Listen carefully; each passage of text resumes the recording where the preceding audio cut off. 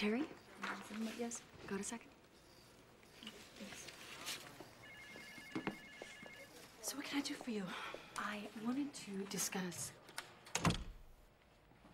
regarding the other night. I want to clear the air. Brian already did. He told me that the two of you spoke, but Teri, I admire you very much. I respect you even more. You know, I don't think this could be any more difficult. Things could always be more difficult. Yeah, I guess they can. I just want you to know that when I came to Green Noise, I had no intention of ending up in a relationship with my boss. But Brian's a great guy. Brian and I have been friends for a long time. I know what a great guy he is. I guess that's true. I just don't know how all this happened. Well, sure you do. You're working on a case together. And late nights become working dinners, and then working dinners become just dinners. And then dinners lead to you eating yours while straddling Brian on the conference table. I've worked very hard to get here, and my position at this firm is very important to me. Is it? Yes, it is. So, I'm wondering, woman to woman, what do you think I should do now? I wish you would have asked my advice before you found yourself in this situation. Because then I could have told you how many times my male colleagues have come on to me. And how I knew it would be political suicide if I took them up on it, no matter what great guys they were. And I could have told you that every time a female gets involved in a sexual liaison with her boss, she blows it for every woman who was working so damn hard to be taken seriously. So please, don't do it. But that would have been my advice before you got involved with Brian. Now I have no idea what you should do. Okay. Well, I guess that's clear. Excuse me.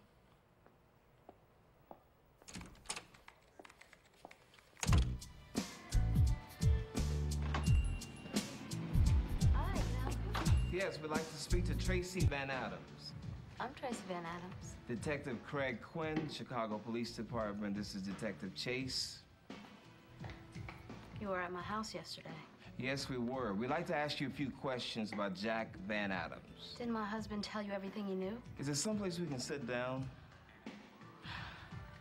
I'm sorry, I have a business to run. Yes, you do. It's a shame your husband might cause you to lose it. What is that supposed to mean? Did you know your husband spent a lot of time with Jack right before his disappearance?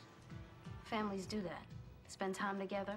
You know, Mrs. Van Adams, your sarcasm is a little insulting. And that's your way of diverting attention away from the fact that you know all about your husband's illegal activity. It ain't working. You know, I'm beginning to feel a little insulted myself. So unless you think you're gonna find Jack in this shop, I gotta get back to work. You have a nice day, Mrs. Van Adams. We'll be in touch.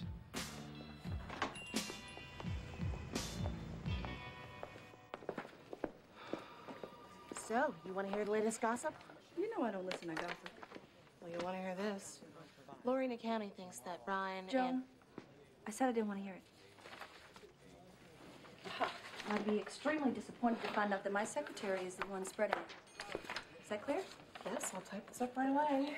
I thought you said you weren't going to get involved. I'm fine. How are you? Heather told me she spoke with you. And suddenly something she was fine with has her in hysterics. She came to me.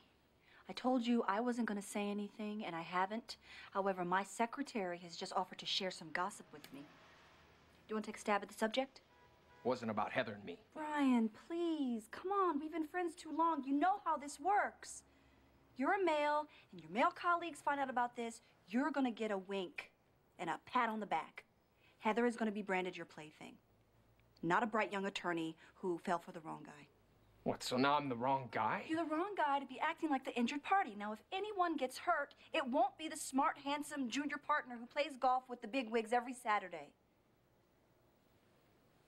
What the hell's gotten into you?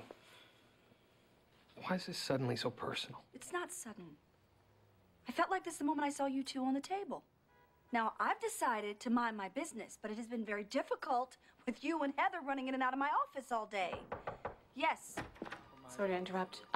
Mr. Green is waiting for you, Brian. You better run along. He probably wants to discuss tee-off time with you.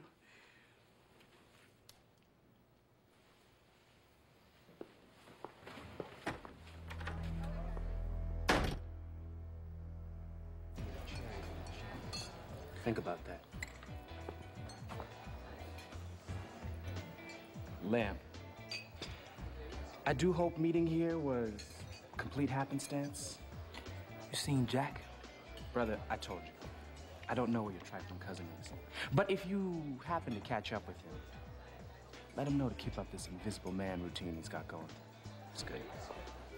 Now, I tried to stay out of the beef between you and Jack, but my family keeps calling me. The cops think I know something and trust me.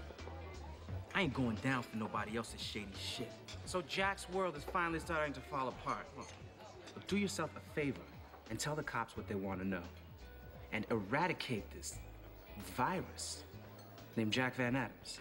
You know what I think? I think your weasel ass knows exactly where Jack is, but you enjoy this fuck with Lem's head bullshit too much to tell me what you know. Well, that... my weasel ass has to go. You know, I got people to see. Crooked cops to kill.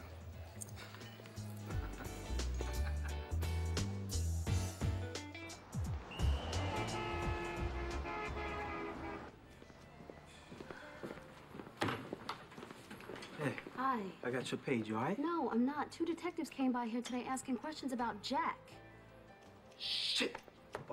Lem, I am a nervous wreck. I cannot have this happening around here. Now, what the hell is going on? I don't know. I don't know. I really don't know. Lem, we've been through a lot. You're working now, and things are finally starting to fall into place, and I will not build my future on a lie. So just tell me the truth. Do you have something illegal going on with Jack? I don't have shit going on with Jack. Nothing whatsoever.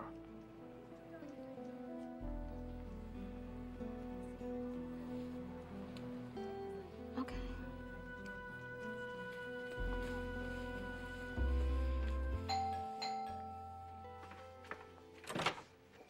It's about time. Start with me, Maxine. He's asleep. Finally. Oh, he's getting heavy. So what's going on? Lem's cousin Jack is missing, and the cops are acting like he has something to do with it. Yesterday, 2 detectives came by the house and questioned him. This morning, they came by the shop and had this attitude like I was hiding something. Well, can they do that? Well, yeah, they can certainly ask questions, but it sounds to me like they were trying to intimidate you. Yeah, well, it worked. Well, what does Lem have to say for himself?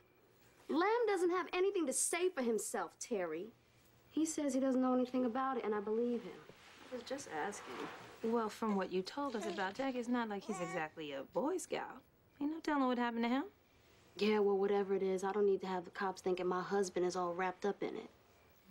Well, don't worry. I'll talk to my DA friend who works out of Jack's precinct a lot, see what I can find out.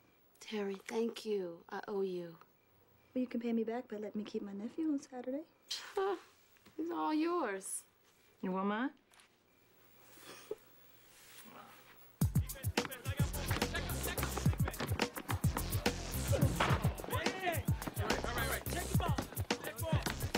Hey, Ahmad, that thing I gave you, I need it back. Why? Because I lost mine, I need another one. For what? To put in my wallet. Oh, so all you do is put it in your wallet. Come on, man. You know I use them. That's why I need another one. Come on, give it back. I need it. I used it. You did? When you used it? The other day. He probably used it on one of the rich lakeside girls. It was Keisha. Keisha? Keisha? You got some from Keisha? Yep. And I bought another box of rubbers, too. You lying. No, I'm not.